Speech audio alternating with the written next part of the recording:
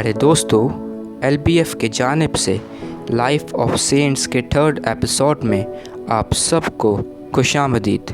آج ہم ایسے مقدس کے بارے میں جانیں گے جن کا نام دنیا کے عظیم مقدسوں میں ان کا جنم 1491 میں ہوا، ایک شاہی خاندان میں، اور ان کا سپنا تھا کہ ایک بہادر سپاہی بننے کا، اور ان کا نام اگنیشیس آف لوئلا ہے۔ نوجوان اگنیشیس کو بچپن سے ہی تلوار بازی سکھائی گئی اور پڑھائی لکھائی میں اول درجہ دلایا گیا۔ اگنیشیس کی جوانی سے ہی وہ ایک ذہین انسان تھا اور ہر چیز میں اول کرتا تھا اور بہت دلیری سے جنگ میں حصہ لیتا اور فتح کرتا تھا۔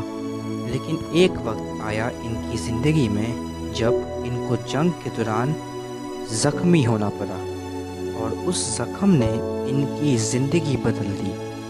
اور وہ حادثہ تھا جب پیمپلونا میں جنگ ہوئی اور جنگ کے دوران ان کے پاؤں پر توپ کا گولہ مارا گیا، جس نے ان کے پاؤں کی ہڈیوں کو چکنا چور کر دیا، جس سے اگنیشیس کو ایک لمبے سمے کے لیے بستر پہ آرام کرنے کو بولا گیا۔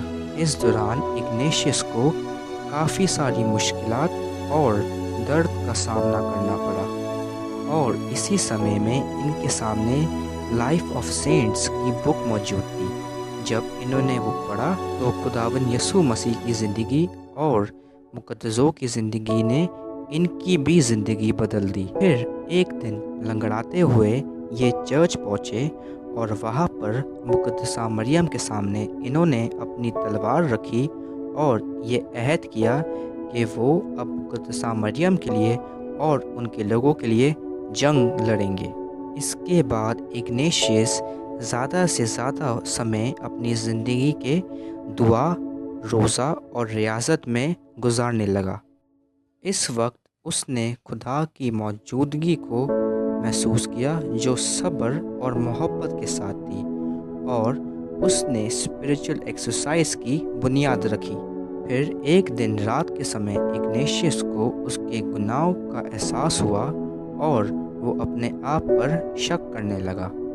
اگنیشیس فرانسس ایکزیویئر، پیٹر فیبر اور 5 الگ لوگوں کے ساتھ اگنیشیس نے سوسائٹی آف جیسس کا انتخاب کیا اور فرما برداری کے ساتھ پوپ کے پاس گئے اور ان سے کہا کہ جہاں بھی انہیں ضرورت ہے انہیں بھیجے۔ اور ایک دن اگنیشیس دھول اور مٹی کے ساتھ راستوں پر چلنے لگا، شہر سے شہر بھیک مانگنے اور دعا کرتے ہوئے، اور پھر وہ ایک غریب اسٹوڈنٹ کی طرح پیرس پہنچا۔ پھر وہاں پہ ان کی ملاقات فرانسس آف ایکزیویئر کے ساتھ ہوئی، اور ان کے دوستوں کے ساتھ وہ ساتھ مل کر دعا کرنے لگا۔ اس دوران اگنیشیس زیادہ سے زیادہ اسپریچول ایکسرسائز اور اسپریچول جرنل لکھنے لگا اور ایک اسپریچول ڈائریکٹر بن گیا۔ اور پھر 31 جولائی 1556 میں ان کی دنیاوی زندگی اختتام پہ پہنچی، لیکن ان کا مشن جو ہے وہ شروع ہی ہوا تھا۔